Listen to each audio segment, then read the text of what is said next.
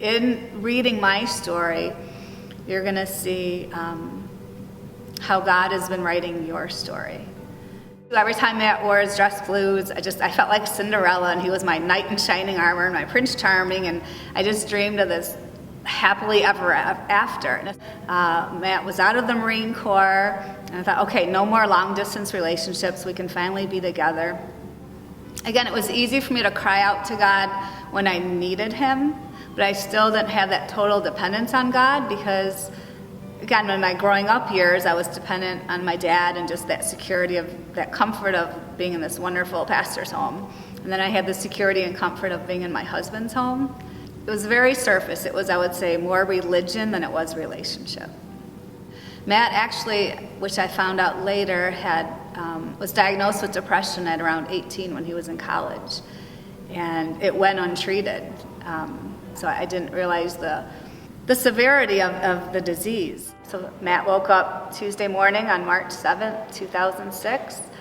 But instead of going to work, he chose to end his own life.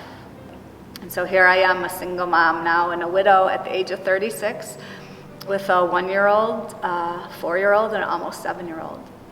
And I remember crying out to God like, you are so wrong if you think I can handle this.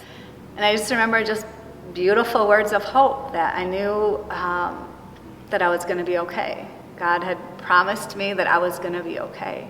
And I said, okay, God, I have no idea how I can be okay, but I know that you are a God who keeps your promise.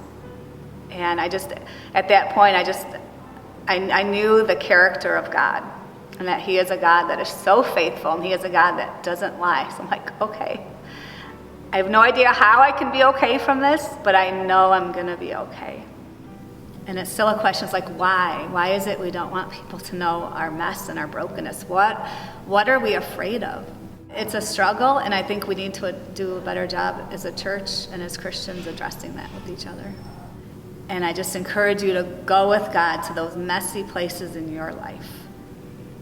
And I promise you, you will find real hope like I did.